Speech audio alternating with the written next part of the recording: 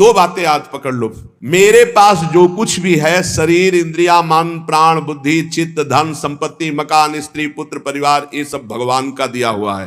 भगवान की दी हुई वस्तु मैं भगवान को समर्पित करता हूं। तो भगवान आपके द्वारा दी हुई सब कुछ, नाथ सकल संपदा तुम्हारी, नाथ सकल संपदा तुम्हारी, और मैं सेवक समेत सुत नारी। और रात दिन भगवान का भजन करने की चेष्टा करो। राधा राधा राधा। बहुत कठिन है संसार से मुक्त होना। दो पद्धति में, एक तो स्वीकार करना पड़ेगा, या ज्ञान योग और या भक्ति योग।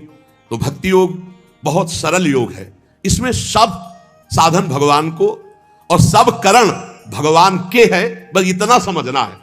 सब करण भगवान के हैं, चाहे इंद्रियां हो, चाहे अंतःकरण हो, चाहे पदार्थ हो, बाहर भीतर जो कुछ श्री भगवान की रचना। और मैं भी भगवान का हूं, भगवान का अंश हूं। तो मैं सहित सब कुछ भगवान को समर्पित, और भगवान का नाम जब इस जन्म में पक्का भगवत प्राप्ति हो जाएगी। ज्यादा समझने की जरूरत नहीं। ज्ञान में तो बहुत बहुत समझने की जरूरत है। अगर उसमें चूक हुई तो दूसरा बचाने वाला नहीं, इसमें बचाने वाला है। करो सदा तिनके रखवारी, जिम बालक राखे महतारी। जो योगी है वो फल का त्यागी होता है, कर्म का त्यागी नहीं। कर्म जो आया उसको किया, और फल वो भगवान को समर्पित कर दिया। कर्म भी भगवान को समर्पित कर दिया। पर कर्म त्यागी का मतलब मैं ये कर्म क्यों करूं जब मुझे फल की आकांक्षा नहीं। नहीं, कर्म करना चाहिए। गृहस्थ में हो तो अपने अपने धर्मानुसार जो आपको कर्तव्य कर्म मिला है, विरक्त हो तो अपने अपने धर्मानुसार जो आपको कर्तव्य कर्म मिला है। भगवान ने कहा मेरे लिए कोई कर्म नहीं, फिर भी मैं कर्म करता हूं। सबको कर्म करना चाहिए, पर कर्म फल में भगवान के ऊपर उसको समर्पित कर देना चाहिए। कर्म फल में समान भाव रखना ये योगी का लक्षण है, और कर्म फल में वो कर्म अभिमानी पुरुष का लक्षण, कि ये फल मिला, नहीं मिला तो अश्रद्धा हो गई, अशांति हो गई। लेकिन जो योगी है वो सुख दुखे समय कृत्वा लाभा लाभो जया देव।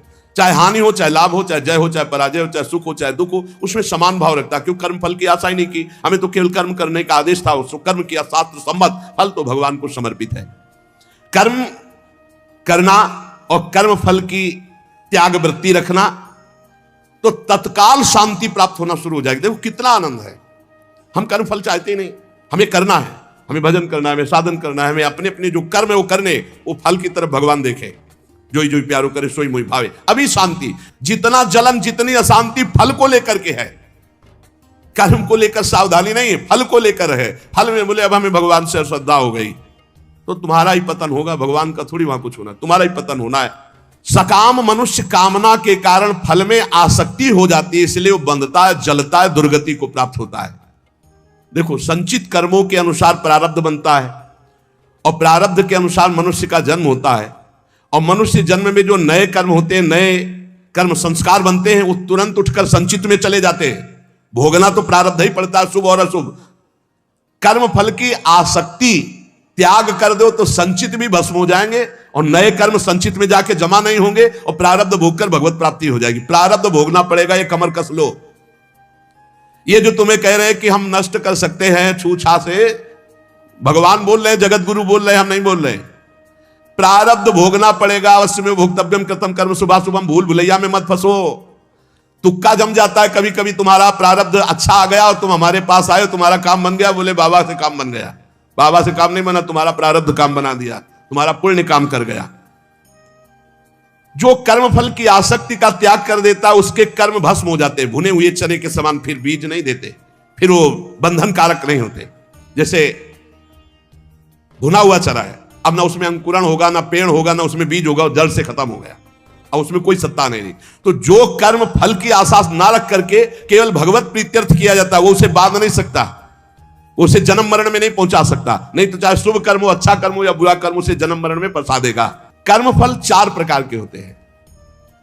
एक होता दृष्ट कर्म फल, और एक होता अदृष्ट कर्म फल, और एक होता प्राप्त कर्म फल, और एक होता अप्राप्त कर्म फल।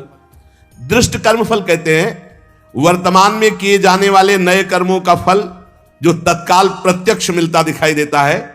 जैसे कीर्तन किया, आनंद मिल रहा है, सत्संग किया, आनंद मिल रहा है, कोई भूखा है अपना भोजन पवा दिया, तत्काल आनंद मिल रहा है। कोई अपने लिए पदार्थ लेने जा रहा है, देखा बीमार है, उसके पास दवाई की व्यवस्था नहीं, चलो आज हम भूखे रह जाएंगे, पैसा बीमारी में दे दिया, उसमें लगा, तो जो हृदय शीतल हुआ, वो दृष्ट कर्म फल इतना महान कर्म कि तत्काल आनंद प्रदान करता है। और अदृष्ट कर्म फल वर्तमान में किए जाने वाले नए कर्मों का फल जो अभी तो संचित रूप से संग्रहित होता है, आगे जन्म में मिलेगा जाकर के। जो तीर्थयाटन है, दान है, पुण्य है, बहुत प्रकार के ऐसे कर्म है जो अभी आपको नहीं अनुभव में आ गए, वो आगे आपको प्राप्त होंगे। और प्राप्त कर्म फल जो पूर्व के कर्म फलों का प्रारब्ध बन करके आ गया है, शरीर प्राप्त कर्म फल है। प्रारब्ध जैसा वैसा शरीर, वैसे ही कुल में जन, वैसे ही धनवान, संपत्तिवान, अनुकूलता, प्रतिकूलता, ये प्राप्त कर्म फल है। पूर्व में जो कर्म किए उससे जो प्रारब्ध बना है वो पहले से निश्चित हो चुका है। अप्राप्त कर्म फल प्रारब्ध कर्म के फल रूप में अब जो आगे आने वाला है, ये भविष्य में मिलने वाले सुख दुख है, जो अप्राप्त कर्म फल है।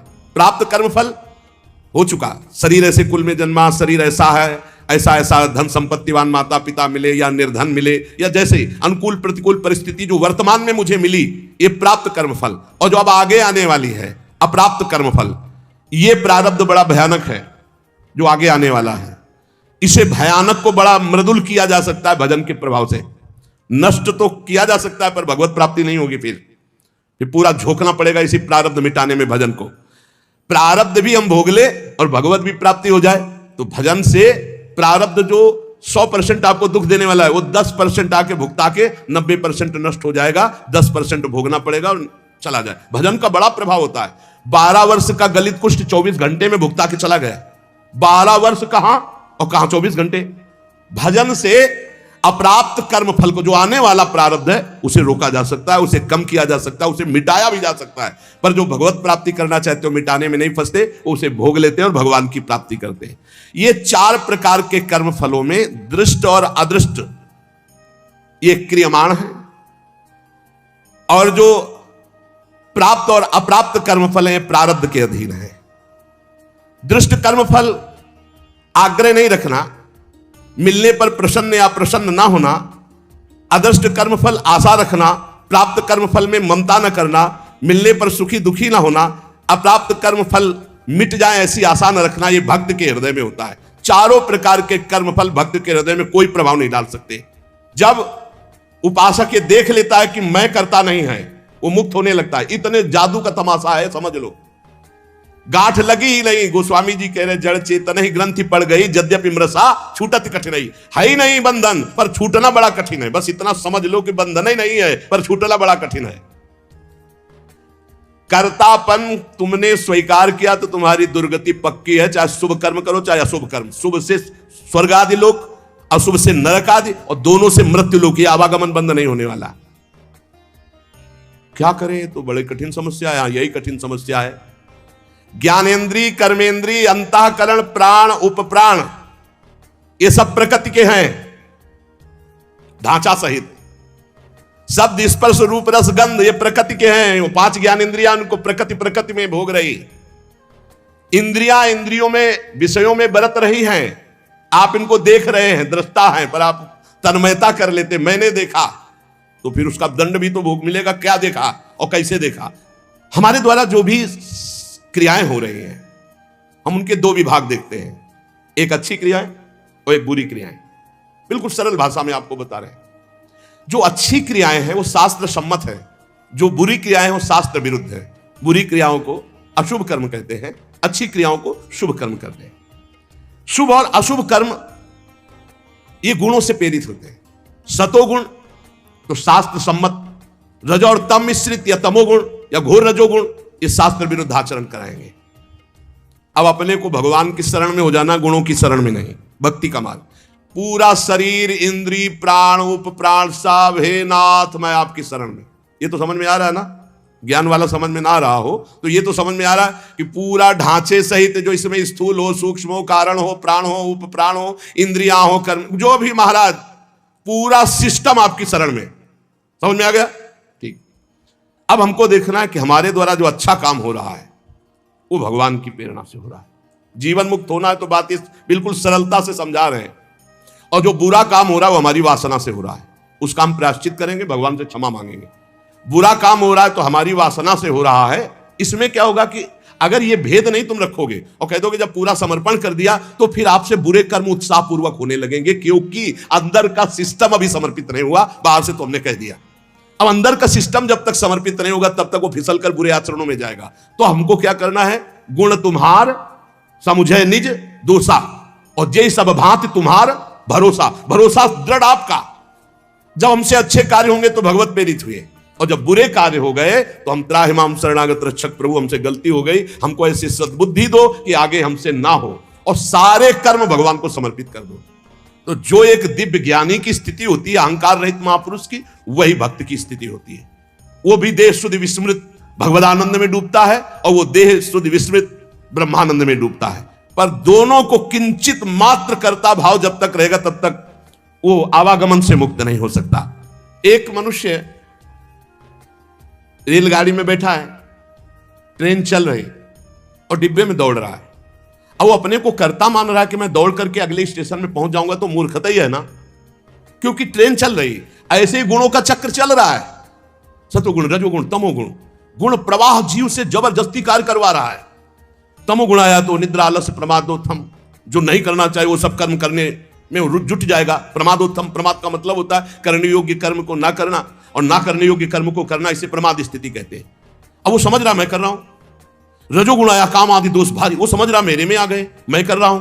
सतोगुण आया तो समझ रहा मैं कर रहा हूं दया आदि। इन गुणों के प्रवाह से बचने के लिए हरिवंश महाप्रभु कह रहे हैं, यही डर ही डरप हरिवंश हित जिनो भ्रमय गुण सलील पर जी नामन मंगल लोक त्यू सुहरिपद भज न विलंब। निरंतर नाम जप करो, अपने आप को भगवान को समर्पित कर दो, सब कर्म भगवान को समर्पित करो। अच्छे कर्म जब हो तो भगवान को देखो कि भगवत इच्छा से हुआ, और जब गलती हो जाए तो अपनी मान करके प्रभु से प्रार्थना, बहुत जल्दी आवागमन से मुक्त हो जाओगे। ये जो आवागमन का कनेक्शन ना होते हुए भी कनेक्शन है अहंकार का, देहाभिमान का, ये नष्ट हो जाएगा। इस बात को अच्छे से समझ लो। ज्ञान में पहुंचना बहुत कठिन जो स्थिति बताई गई, भक्ति में बहुत सरल है, क्योंकि भगवान को समर्पित करना है, इसमें अपने अहम सहित समर्पित कर देना है। सांख्य योगी शरीर इंद्रिय अंतःकरण आदि के साथ अपना कभी संबंध नहीं मानता, और भक्त अपने शरीर इंद्रिय अंतःकरण आदि को भगवान को समर्पित कर देता है। ये बढ़िया बहुत मीठा सरल मार्ग भक्ति का, और बात वही बननी है। साधक कभी किंचन मात्र, चाहे भक्ति मार्ग का हो चाहे ज्ञान मार्ग का हो, अपने को कर्ता ना माने, नहीं तो भोगना पड़ेगा। मैंने ये किया, तो ऐसा थोड़ी कि आपने किया कि मैंने नहीं किया। अंदर से सिस्टम। चित्रगुप्त जी क्या देख रहे हैं? अंदर जहां तुम्हारी सोच है ये भोगा जाए तो बहुत आनंद मिलेगा, तो लिख गया कर्ता ने भोगने की इच्छा की, और ये अब क्रिया बाद में होगी, पहले लिख गया, पूरा चित्रण हो गया। क्रिया तो बाद में होगी, पहले अंदर सोच होती है, उसी सोच को लिखते हैं चित्रगुप्त जी। उसी सोच में भगवान का भजन चल रहा है तो भक्त उसी समय जलन पैदा, अरे कैसी बात आ गई, वहां लिख गया। ये रुचि पूर्वक नहीं, उसकी रुचि नहीं थी, अरुचि पूर्वक, तो उसमें समाधान मिल जाएगा। अंदर की बात लिखी जाती है। साधक कभी किंचन मात्र भी अपने में कर्तापन की मान्यता न करे, जितना अंश रखेगा कर्ता भाव का उतना बंधा रहेगा। अपने में कर्ता भाव ना रहे, चाहे वो ज्ञान मार्ग का साधक हो चाहे भक्ति मार्ग। भक्ति मार्ग का साधक कैसे बोलता है? श्री जी की इच्छा से आज परिक्रमा हो गई, श्री जी की इच्छा से आज ऐसा, आज श्री जी की इच्छा थी कि दर्शन करने जाए तो बिहारी जी के दर्शन कर आए। श्री जी की इच्छा, अपनी इच्छा को, अपने कर्ता भाव को प्रभु के चरणों में मिला देता है। भगवान की इच्छा, प्रभु की इच्छा, एक मार्ग तो पकड़ लो, हर कर्म समर्पित, कहीं भी कर्ता भाव नहीं, कहीं भी अभिमान की बात नहीं, मैंने देखा मैंने किया नहीं, प्रभु की इच्छा से देखा, प्रभु की इच्छा से हो गया। अपने कहीं करता नहीं, अपना तो प्रभु के चरणों में समर्पण। जैसे जल में कमल का फूल रहता है, एक बूंद पानी नहीं, ऐसे वो भक्त, ऐसे वो ज्ञानी संसार में रहता है, एक भी कर्म का फल नहीं। कर्माणि श्रुति बोधितानि नितराम कुर्वन्तु कुर्वन्तु मा। वो चाहे वेद के अनुसार कार्य करे या ना करे, कोई उसके ऊपर लागू नहीं नियम। वो विषयान ग्रहणंतु मुंचन्तु विषय भोगे या विषय त्याग दे कोई, क्योंकि वो ऐसी अवस्था को प्राप्त हो चुका है। जो भक्त संपूर्ण कर्मों को, पीछे ज्ञान का तो आगे उसी को बता रहे, जो भक्त संपूर्ण कर्मों को भगवान में अर्पित कर देता है, उसकी आसक्ति नष्ट हो जाती है। वो कर्म करता हुआ भी जल से कमल के पत्ते की तरह पाप से लिप्त कभी नहीं होता। पूरे संसार का हतन हो जाए तो भी उसे पाप नहीं लगेगा। ऐसा महान ये योग है। शरीर इंद्रिया मन बुद्धि प्राण ये तुम्हारे नहीं हैं। अब भक्ति में देखिए इसे, ये भगवान के रचे हुए हैं, वो भगवान के हैं। मान लो जैसे ज्ञान में अभी वर्णन कर रहे थे, ये प्रकृति के हैं, प्रकृति में बरत रहे। अब यहां भक्ति में है ये श्लोक का अर्थ। शरीर, इंद्रियां, मन, बुद्धि, प्राण, ये तुम्हारे रचे हुए है क्या? भगवान के रचे हुए। तो हुए किसके? भगवान के हुए ना। ये भगवान के हैं। तुम्हारे प्राण भगवान के, तुम्हारी मन, बुद्धि, चित्त, अहंकार ये भगवान की, तुम्हारी ज्ञान इंद्रियां भगवान की, तुम्हारी कर्म इंद्रियां भगवान, तुम्हारा सब कुछ श्री भगवान का है, तुम्हारा थोड़ी रचा हुआ है। माना? ये अपने नहीं है, ये श्री भगवान की रचना है, श्री भगवान के हैं। कौन कौन? शरीर, इंद्रिया, मन, बुद्धि, प्राण, ये भगवान के रचे हुए हैं। तुम्हारी रुचि से होता तो तुम तो और सुंदर रचना चाहते, और बलवान चाहते। बोले ये शरीर, ये इंद्रियां, ये मन, ये बुद्धि, ये प्राण, ये किसके हैं? बोले भगवान की रचना है। तो हुए किसके? श्री भगवान के। तो तुमने अपना क्यों मान लिया? यही बंधन है, यही बंधन है, अपना इनको मान लेना। इसी भक्त का क्या स्वरूप होता है? वो इन्हें भगवान का मानता है। ज्ञानी का क्या स्वरूप होता है? वो उन्हें प्रकृति का मानता है, क्योंकि प्रकृति के ही अंश ये है, और प्रकृति कृति, ये जो प्रकृति की रचना करने वाला रचयिता है वो परमात्मा है। जीवन मुक्त कैसे होगा? शरीर, मन, प्राण, इंद्रियां ये सब भगवान की, तो इनके द्वारा होने वाली क्रियाएं सब भगवान की। आप जीवन मुक्त हो गए। लगा तो बहुत सरल, लेकिन देखो क्या सब भगवान को अर्पित करते हो? क्या जब आपके अंदर प्यास लगती है तो आप ये सोचते हो भगवान पानी पीना चाहते हैं? जब आपके अंदर भूख लग रही, मेरे हृदय में बैठे हुए भगवान पाना चाहते हैं। जब आपके अंदर विकारात्मक भाव है, तब आवे कि ये दुष्ट कहां से दुर्वासना दबी रह गई, अब ये भगवान की नजर में नहीं पड़ी, इस हृदय में कहीं दुर्वासना, हे नाथ, हे करुणामय, इस दुर्वासना को हटाओ। ऐसे भक्ति में चला जाता है। ये सब भगवान की, सारी क्रियाएं भगवान की, तो आप कौन है? आप भी श्री भगवान के। हो गया काम।